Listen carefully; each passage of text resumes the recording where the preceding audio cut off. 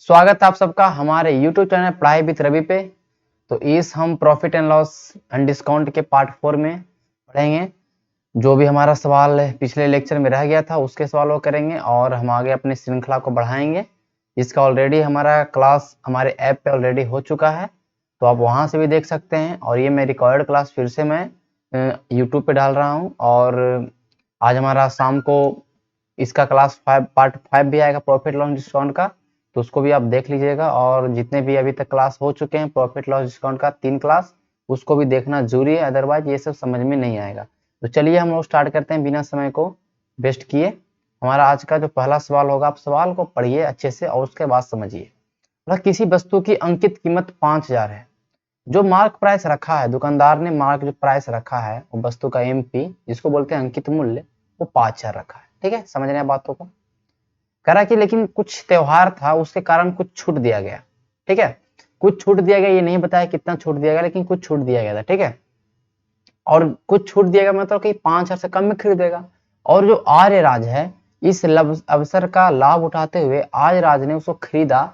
कितना में खरीदा ये नहीं पता है भाई। आर्य राज ने जो आर्य राज का जो सीपी है वो मुझे नहीं पता है कितना में खरीदा, लेकिन हाँ ये बताया गया कि चलो 5000 से कम में खरीदा, तो 100% मुझे पता है कि 5000 से कम में ही खरीदा क्योंकि डिस्काउंट मिल रहा है। अब आगे सवाल में बोला कि उसके बाद वो 5000 में बेच देता किसी और को। ये आर्य राज चालाक समझा, अब इसने 5000 में फिर से बेच दिया किसी और को। चलो सेकंड पर्सन को इसने 5000 में बेचा। तो कहने का मतलब हम ये बोल सकते हैं कि जो आर्य राज का सेलिंग प्राइस है वो 5000 है। ये होगा कि नहीं बताइए, ये एमपी अलग है। आर्य राज ने 5000 रुपए में बेचा किसी और को, मतलब आर्य राज का विक्रय मूल्य 5000 रुपये है। ठीक है भाई, 5000 में बेचने पर उसको लाभ जो हो रहा है ना 11.1/9% का हो रहा है। बताइए 11.1/9% का लाभ, मतलब हो गया कि मैंने बताया था कि प्रॉफिट जब भी होता है और लॉस जब भी होता है तो सीपी पे होता है। और जब भी इस तरह से फ्रैक्शन आए या इस तरह मतलब आपको परसेंटेज आए, उसको फ्रैक्शन में परिवर्तन करिए, आपका सवाल इजिली बनेगा। हमने 11.1/9% को जब बदला तो मुझे पता चला कि 1/9 होता है। तो हमने बताया था भाई नीचे जो हैर होता है वो हमारा हमेशा सीपी होगा, ये ध्यान रखिएगा। और 1 रुपए का प्रॉफिट, क्यों ये क्या किसकी बात कर रहा है भैया, प्रॉफिट का। तो 1 रुपया का प्रॉफिट हुआ, 9 रुपया हमारा एसपी है, तो 9 रुपया हमारा सीपी है। तो एसपी कितना होगा बताइए, 9 रुपया क्रय मूल्य, 9 रुपया वस्तु का दाम है, 1 रुपया मैंने फायदा में बेचा, मतलब 10 में बेचा होगा। ओके, यहां से हमने देखा कि हमारा एसपी है जो भैया 10 आ गया और हमारा सीपी है जो 9 है। बात खत्म, समझ रहे हैं बात को। यहाँ से मैं अभी हट जाता हूँ तो आपको अच्छे से दिखाई पड़ेगा। ओके, देख लीजिए। तो हमारा सीपी 9 और एसपी 10, ये हमारा आ गया सीपी और एसपी का रेशियो। हम यहाँ से रेशियो को निकाल पाते हैं, बाकी हमारा इजिली होता है सवाल।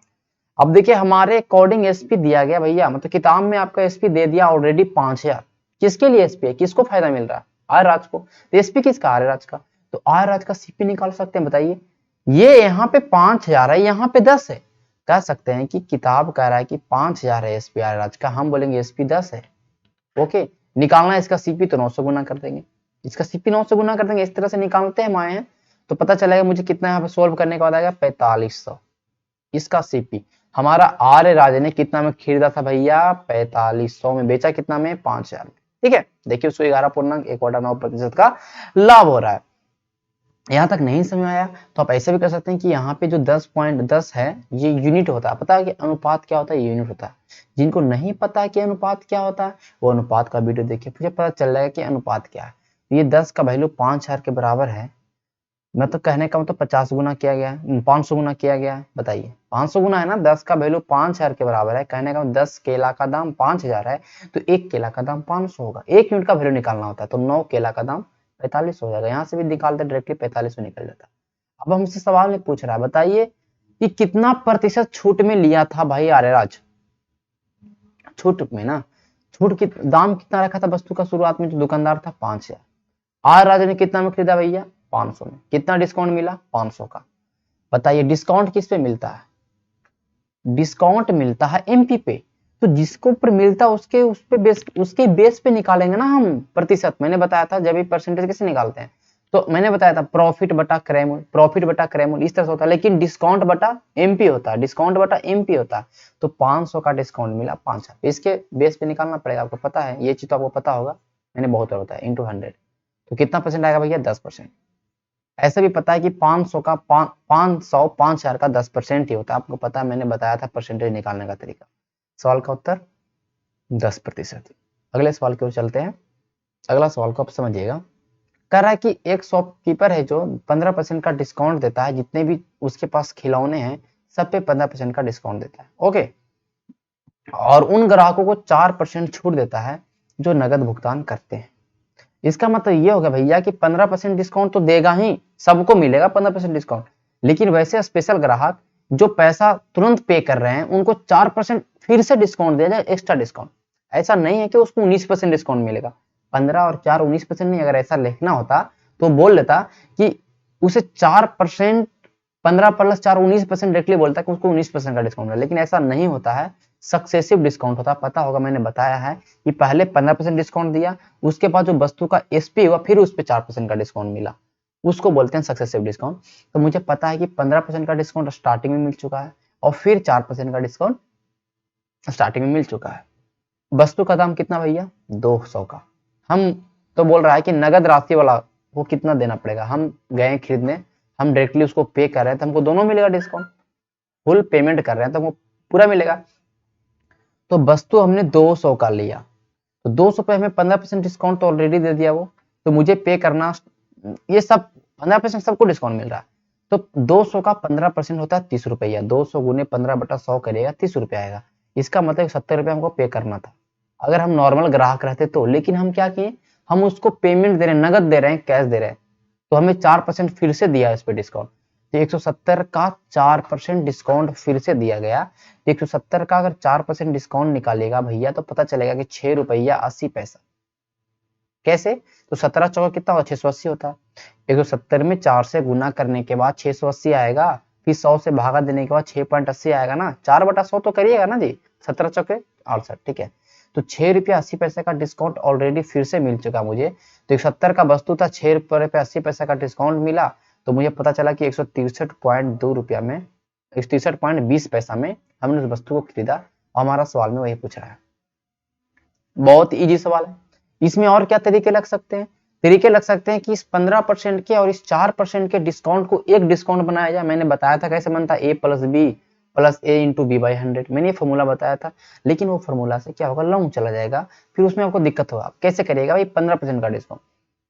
आप ऐसे कर सकते हैं भैया, देखो 200 का वस्तु एमपी है, पहला डिस्काउंट 15% का, पहला डिस्काउंट 15% का, मैंने बताया था कि 15% को आप तोड़ लीजिए, 3/20 होता है, ठीक है। 15% का मतलब 3/20 होता है। इसका मतलब हुआ कि जब एमपी से निकालना है एसपी, तो 3/20 मैंने बताया था, 3/20 क्या ये डिस्काउंट है ना, लेकिन अगर एसपी की बात करें तो 17/20 हो जाएगा। 3 घटाने के बाद में बात किया था ना, 3 घटाना है आपको, ये डिस्काउंट आपको एमपी में घटाना है, तो 17/20, तो 200 का 17/20 पहला डिस्काउंट देने के बाद एसपी बचा। ये मैंने तरीका बताया था घटा के लिखने का। दूसरा डिस्काउंट दिया 4% का, 4% को बोलिएगा तो 1/25 होगा, 1/25 होगा, तो एक का डिस्काउंट तो 24/25। ये होता है, जैसे ही आप एमपी में गुना करते हैं इस फ्रैक्शन से आपको एसपी निकल जाता है, ठीक है, एसपी निकल जाता है। इसको सोल्व करिएगा 163.2 आ जाएगा, ठीक है, सोल्व करके देख लीजिए 163.2 आ जाएगा। लेकिन ये लॉन्ग हो जाएगा, सवाल को देखते हमें बनाना भाई, अगर देखें हम यहाँ पे, हम दिमाग में हमारा आ जाएगा कि 200 रुपया है, 4% निकालेंगे तो 24/25 से गुना करना पड़ेगा, लॉन्ग चला जाएगा। लेकिन हमने ध्यान हमें आ गया कि भाई 200 का 15% तो इजीली निकाल देंगे, 30 रुपया घटा के 4% निकालेंगे इजीली। तो जैसे सवाल को आप देखेगा, इस सवाल का डेवलप कैसे होगा, तो जब आप किरण के किताब को बनाइएगा, किरण के बुक को बनाइएगा, प्रैक्टिस जितना ज्यादा सवाल करिएगा, तब ये चीज आपके अंदर में डेवलप होगा, ठीक है। ये तरीका हो गया, मैंने बताया था। एक और तरीका मैंने बताया था दोनों का इक्विवेलेंट डिस्काउंट निकालने के लिए, तो a+b मैंने बताया था भैया, a+b+a×b, इसे ये बताया था मैंने, ठीक है।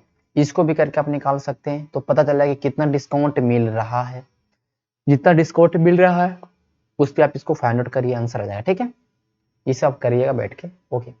अगला सवाल है कि एक वॉच डीलर है, वो 10% का कस्टम ड्यूटी देता है अपने वॉच कॉस्ट जो 500 रुपया उसका विदेश में कीमत है। गया विदेश में, वो 500 रुपया घड़ी लाया, लेकिन भाई उसको 10% का देना पड़ गया कस्टम ड्यूटी, बाहर से सामान लाते हैं उस पर देना पड़ता है कस्टम ड्यूटी, ओके।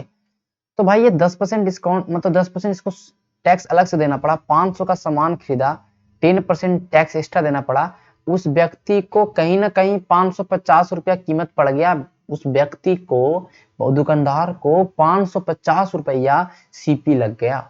मतलब क्या हुआ, सीपी मतलब कि उस व्यक्ति को खरीदारी मूल्य, क्रय मूल्य पड़ गया। आगे देखिए सवाल में कह रहा कि वह 25% की छूट देकर भी 20% का लाभ कमाना चाहता है।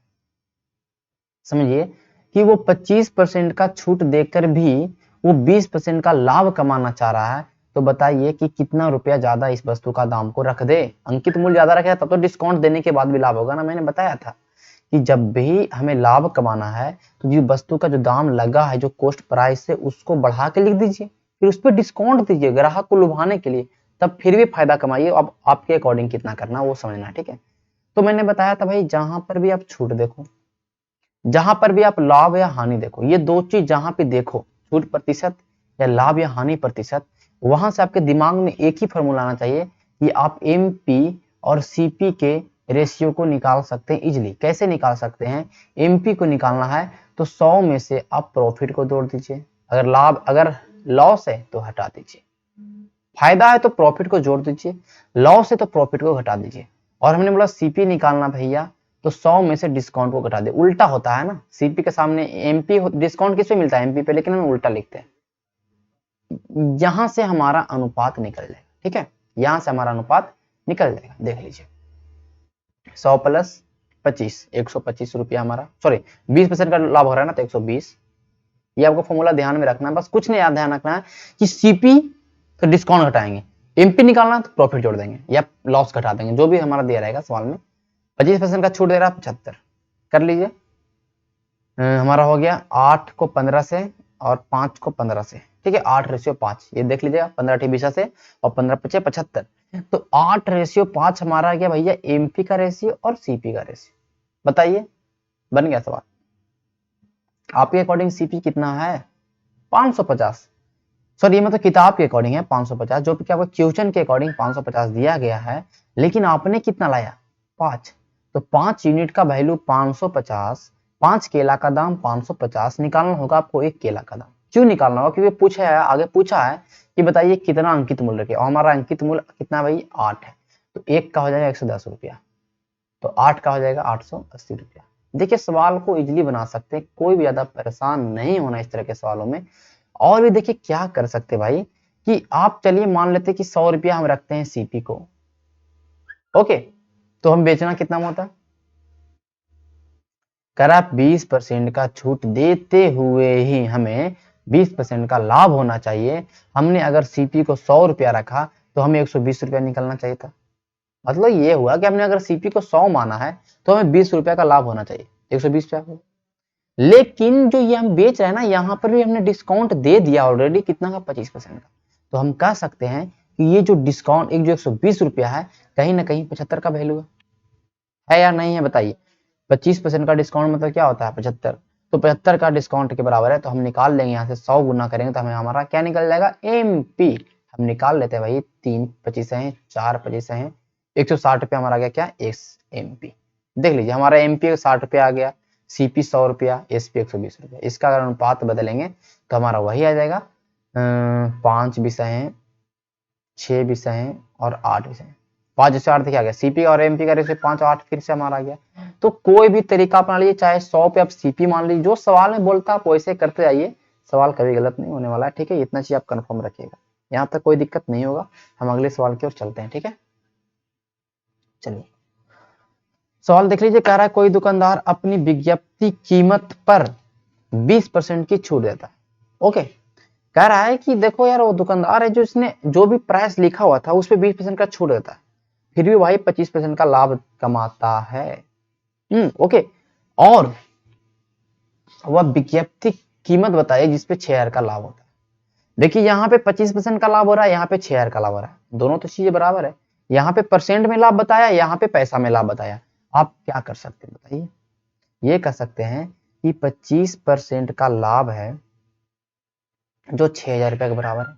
लाभ किस पे होता है भाई, क्रय मूल्य पे। तो आप कह सकते हैं ना कि सीपी का 25, जैसे अब मैं बोल दूं कि 100 रुपए वस्तु का दाम है और इस पे हमने 20% का लाभ कमाया है, तो कितना लाभ हो गया, 20 रुपया। हम यही दे दें कि सीपी का 20% जो लाभ है 20 रुपए के बराबर है, तो यहाँ से आप सीपी निकाल लीजिए कि नहीं, यहाँ से सीपी कितना जाएगा आप देख लीजिए, यहाँ से आपका सीपी 100 है। तो इसी चीज को बस इसने लाभ को दिया है, लाभ प्रतिशत को दिया है, तो हम यहाँ से सीपी निकाल सकते हैं ना, बताइए, क्योंकि सीपी का ही प्रतिशत होता है लाभ। तो सीपी का 25% 6000 के बराबर है, तो सीपी कितना है ऑलरेडी, सीपी 100 है। कोई भी संख्या का 100% वही संख्या हो जाएगा ना, एक का 100% एक, दो का 100% दो, तीन का 100% तीन, मतलब कोई भी संख्या, कोई भी पैसा का 100% तो वही संख्या हो जाएगा, बात तो पता है।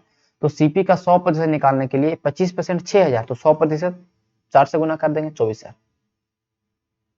ये तरीका सही नहीं है, ये तरीका अच्छा नहीं लगा, तो ये सोल्व कर लीजिए सीपी का वैल्यू। सीपी का 25%, तो सीपी का 25/100 बराबर 6000। ठीक है, 25 दूनी 50, 240 से देखिए ये 24 से कट जाएगा। ठीक है, 24 240 से कट जाएगा। ठीक है, हम फिर सीपी निकालेंगे तो ये गुना हो जाएगा, तो 200 आ गया 24,000। इस तरह से भी निकाल सकते, उस तरह से भी निकाल सकते, कोई बात नहीं, आपके दिमाग में ये डेवलप होना चाहिए कि 25% का मतलब अगर 6000 है तो 100% का मतलब 24,000। ठीक है, ये चीज समझ में नहीं आया, मैं एक चीज और बता देता हूँ, कोई बात नहीं। जितने तरीके पॉसिबल तरीके मैं सब बताऊंगा आपको, सब कुछ का नोट्स बनाना है, सब कुछ को अप्लाई करना है सवालों में। 25% लाभ का मतलब हो गया भाई 1/4। लाभ किस पे होता है, सीपी पे, तो नीचे वाला हर क्या हो जाएगा, सीपी। 1 रुपया लाभ, 1 रुपया लाभ और 4 रुपया सीपी, तो क्रयमूल्य कितना हो जाएगा 5, सॉरी विक्रय मूल्य कितना हो जाएगा 5। लेकिन मुझे क्या दिया, मुझे सीपी चाहिए। क्यों चाहिए सीपी, देखिए 6000 का लाभ होता है, यहाँ पे 1 रुपया का लाभ हो रहा है, 1 रुपया का वैल्यू 6000 के बराबर है, तो 4 रुपया का वैल्यू 24,000 के बराबर। 24,000 हमारा क्या गया भाई, सीपी। हमने सीपी को डायरेक्टली 24,000 निकाल लिया, बिना वो सब कुछ किए हुए। ठीक है, बिना कुछ माने हुए। ठीक है, कह रहा है कि दुकानदार को 25% का लाभ होना है। कितना लाभ होना भैया, 25% का लाभ होना। क्यों, 20% छूट देने के बाद।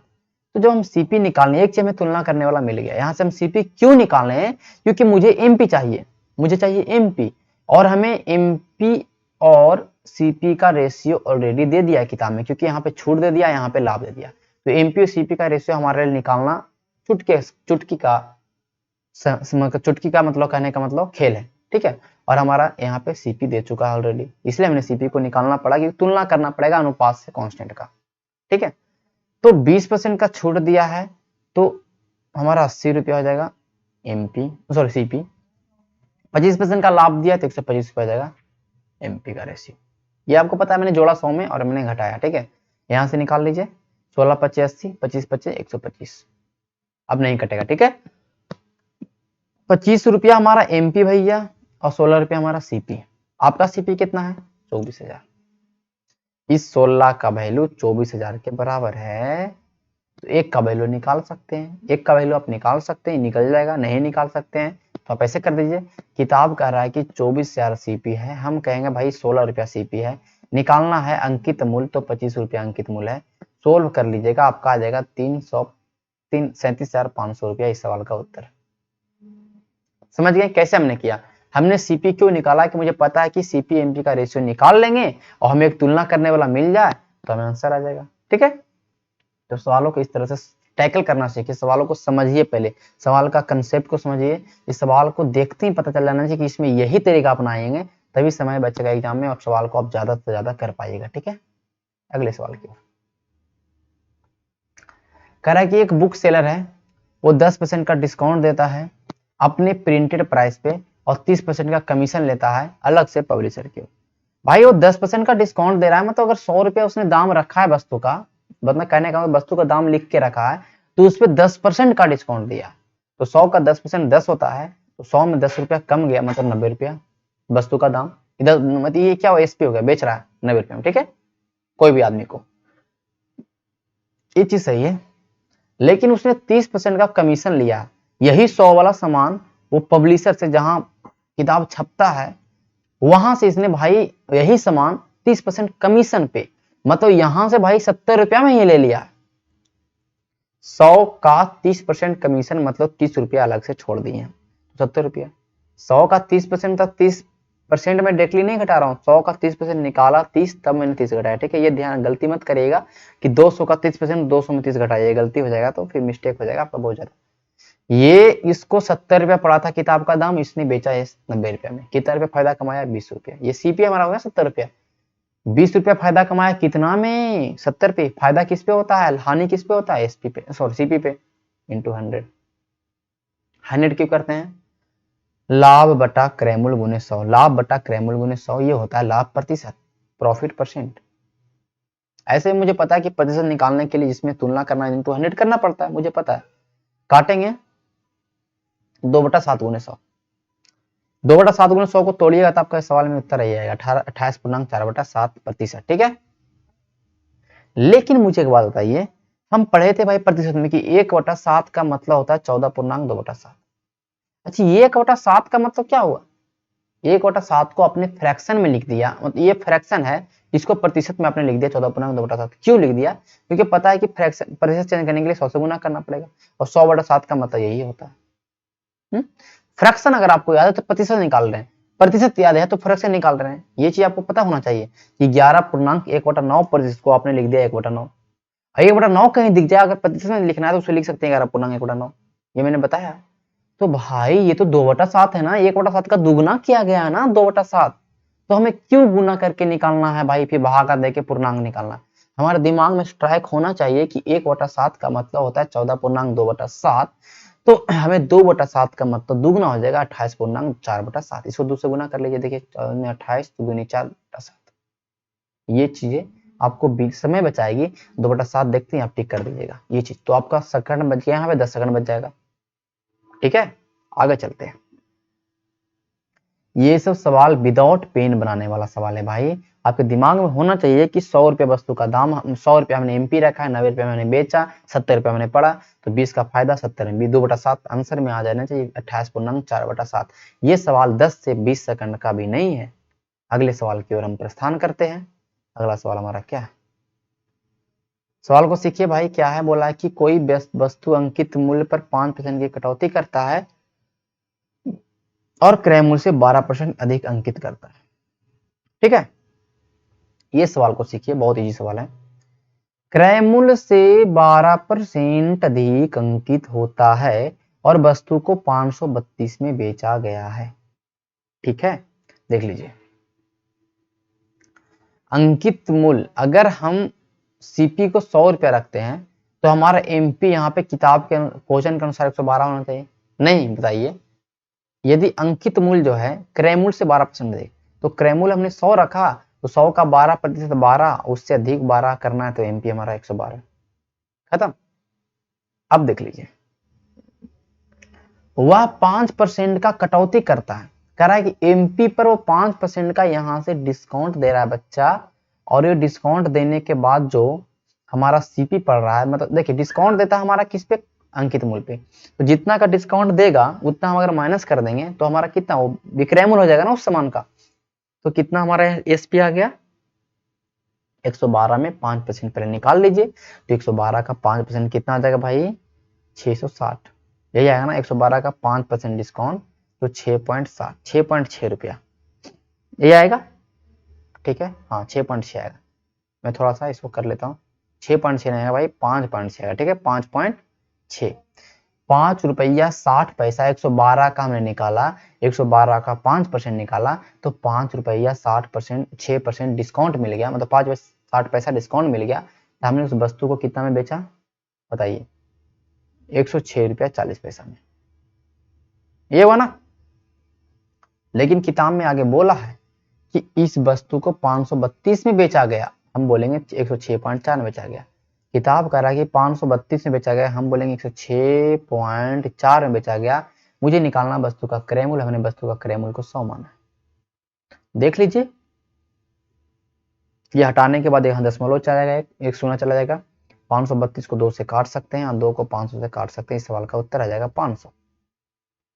सवाल को समझने की कोशिश करिए कि सवाल को हम कैसे तोड़ रहे हैं, क्यों, देखिए कहा कि अंकित मूल्य पर 5% का कटौती करता है, तो पहले आपको दिमाग में आया 100 रुपया अगर अंकित मूल्य रखते हैं तो 5% कटौती 50 में बेचते हैं, लेकिन आगे जब सवाल आपने पढ़ा तो आपको पता चला कि भाई जो अंकित मूल्य है ना वो क्रय मूल्य से 12% ज्यादा है। तो हमें दिमाग में आ गया कि भाई क्रय मूल्य को मान लेते हैं 100, तो अंकित मूल्य 112 निकल जाएगा। उस पे 5% का डिस्काउंट कर लेते हैं तो हमारा एसपी निकल जाएगा। एसपी हमारा दिया गया किताब में, एसपी से तुलना एसपी से करके हम क्रय मूल्य निकाल सकते हैं। यही तो सवाल में करना होता है, चीजों को अब्स्ट्रैक्ट करना होता है।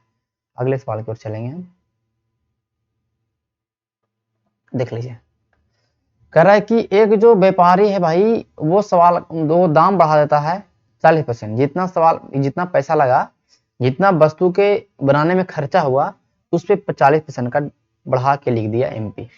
बताओ, उस वस्तु का दाम था 100 रुपया भैया, ओके, 100 रुपये मतलब क्रय मूल्य। वो 100 रुपया जो वस्तु में खर्च होता है, जो वस्तु को बनाने में खर्च होता है, जो वस्तु का दाम जो हम खरीदते हैं किसी से, वो हमारा एसपी होता है, मुझे पता है, ठीक है।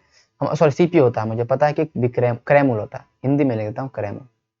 सीपी में शॉर्टकट लिखता हूँ, आप लोग समझना करिए कि सीपी मतलब क्रय मूल्य होता है, ये बड़ा कोई चीज है नहीं। और ऐसा भी नहीं आता है एग्जाम में कि आपको ये सवाल देगा भाई एक वस्तु को इतना में खरीद इतना में बेचे, बताइए लाभ लाभ प्रतिशत क्या हुआ। वो सब सवाल, वो सब टीचर जो भी बताते हैं इतना इजी सवाल, वो बेसिक में मैंने बता दिया कि क्या चीजें होते हैं। और उस तरह के सवालों को करा कर टाइम पास मैं आपका नहीं करूंगा, आपका मैं 1 मिनट भी समय फालतू नहीं चाहता हूँ।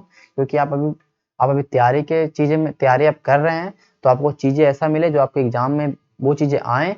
और सबसे बड़ी बात यह है कि आप अगर कहीं पे यूट्यूब पे पढ़ते हैं, कोई भी जगह पढ़ते हैं, अगर आपको कहीं पे ज्यादा इजी चीज मिल रहा है ना, तो आपके लिए फायदेमंद नहीं है। ये मत समझिए कि एसएससी है ये भाई एग्जाम, ये कोई छोटा मोटा एग्जाम नहीं होता है कि आप ऐसा करिएगा कि छोटा छोटा क्वेश्चन पढ़ लेंगे, अरे ये तो ट्रिक बहुत मजा आ रहा है पढ़ने, भाई ये ट्रिक पढ़ ली तो मेरा बहुत कुछ हो जाएगा। ऐसा कभी गलती मत करिएगा भाई कि ट्रिक पूरे के चक्कर में रहिएगा। चीजें ट्रिक कहाँ से आता है, कंसेप्ट से आता है, ठीक है। मैं भी ट्रिक देता हूँ ना, कहाँ से, मैं सवाल के अंदर से ट्रिक बनाता हूँ ना कि देखिए यहाँ पे ये ट्रिक निकल गया।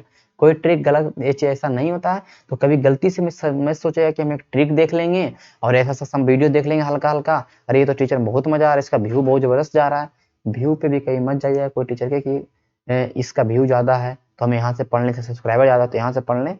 जो चीजें आपको समझा पाए जो टीचर, जो टीचर आपको एग्जाम के लिए पढ़ा पाए उसे से ही पढ़िए, आपके लिए फायदेमंद। तो चाहे जहां से पढ़ना है, जरूरी नहीं कि मुझसे ही पढ़िए, आपको जहां से पढ़ना है, ठीक है। मैं कोई टीचर नहीं हूँ, मैं भी स्टूडेंट हूँ, मैं भी एसएससी का तैयारी करता था, मैंने अब मैं छोड़ दिया हूँ। और मुझे पता है कि कहाँ पे लड़कों को दिक्कत होता है कहाँ पे, तो इसलिए मैंने सोचा कि चलो कुछ ऐसा किया जाए यूट्यूब पे जहाँ पे लोगों को समझ में आए, सब कुछ सारा कंसेप्ट समझ में आए, और चीजें जो मिले वो अच्छा मिले, सारे पेड चीजों वाला मिले। जो आप देख रहे हैं ना वो कोई ऐसा नहीं है कि कहीं से मैंने सवाल डाला, मैंने भी सवाल डाला कहीं से चुन के डाला, ठीक है। आप चीजों को समझिए। चलिए ज्यादा भाषण करना नहीं है मुझे। तो हमने क्रैमूल को 100 माना, लेकिन भाई बोला कि जितना उसको क्रैमूल था उसे 40% बढ़ा के हमने लिख दिया दाम, तो हमारा एमपी हो गया। जो दाम हमने बढ़ा के लिखा वो एमपी हो गया। तो 100 हम इसलिए मानते हैं कि उसका 40% बढ़ा दो, 20% घटा दो, कुछ कर दो, उसको बहुत ईजी कर सकते हैं। तो हमने 40% बढ़ाना था, 40 लिख दिया, ठीक है। अब देखिए, अब वो 20% छूट देकर 48 रुपया फायदा फिर भी कमा लेता है बच्चा।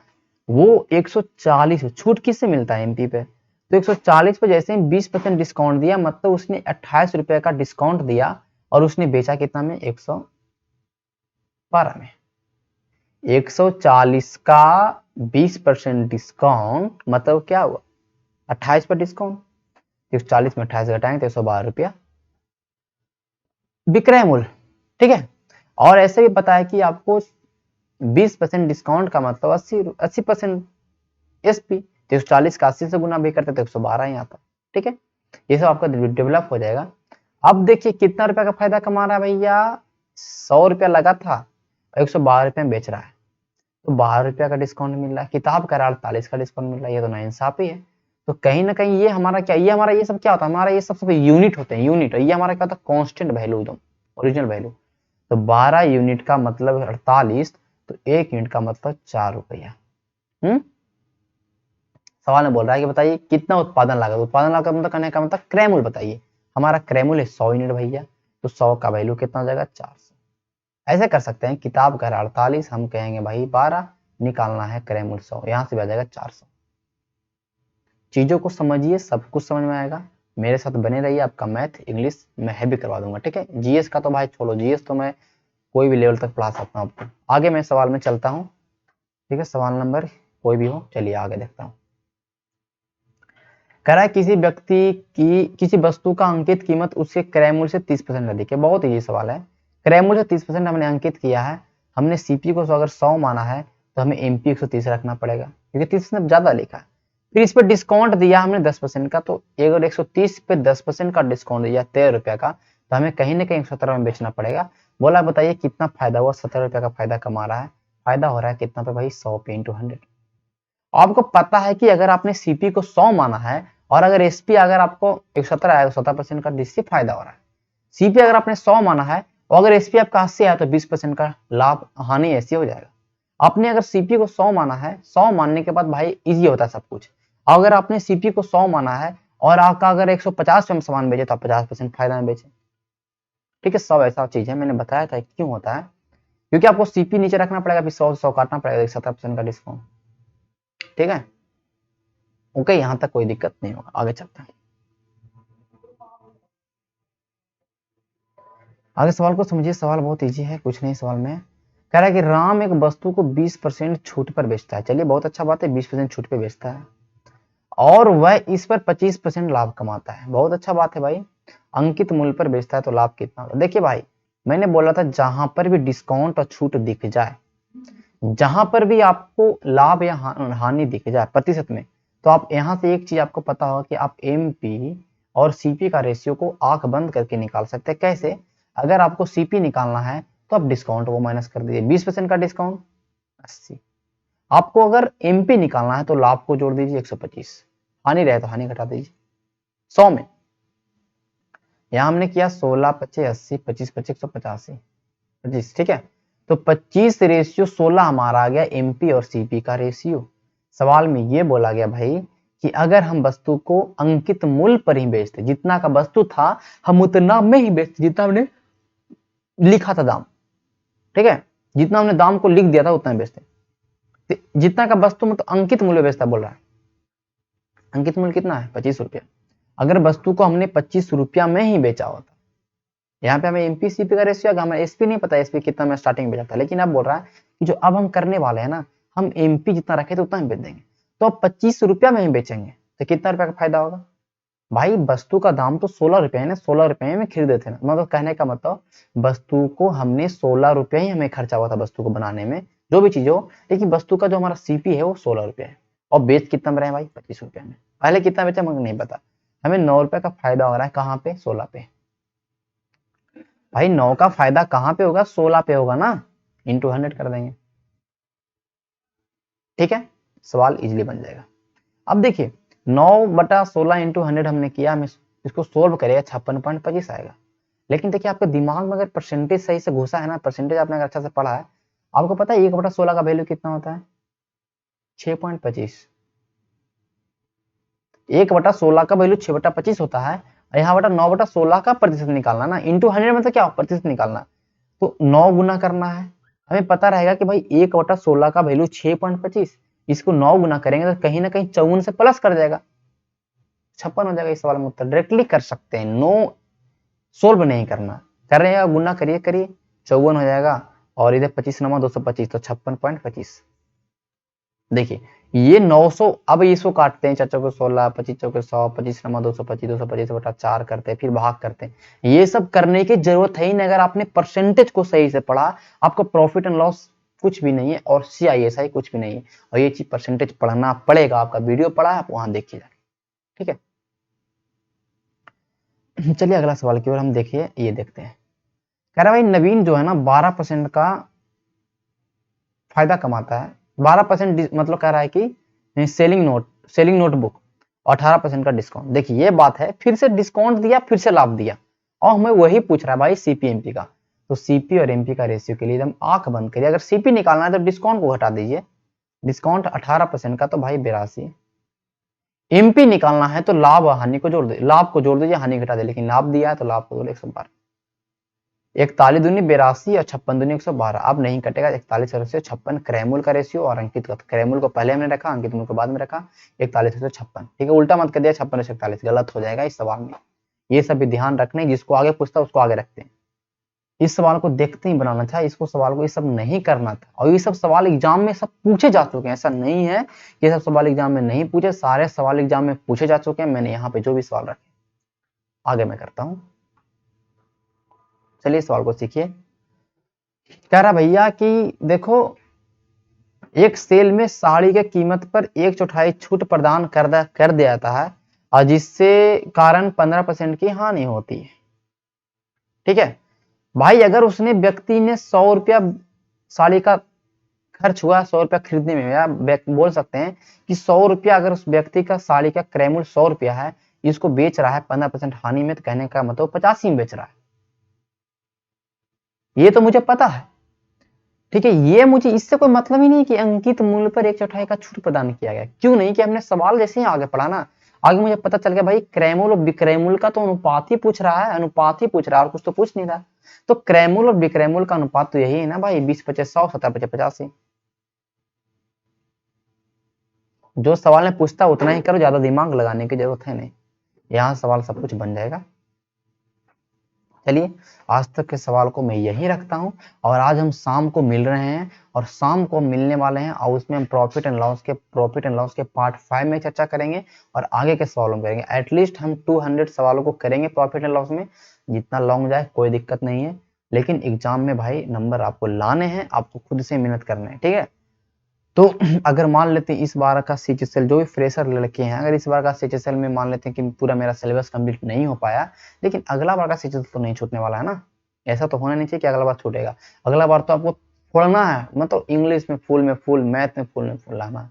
आप खाली जुड़े रहिए, आपका मार्क्स आएगा। ठीक है, चलिए इस सेशन को हम यहीं पे समाप्त करते हैं। आज के सेशन को मुझे पता है कि आप लोगों को अच्छे समझ में आएगा, तो चैनल को भाई सब्सक्राइब कर दिया करो, और लाइक तो कर ही दिया करो, और अपने दोस्तों को साथ भी शेयर किया करो। चलिए आज के सेशन को यहीं पे समाप्त करते हैं। धन्यवाद।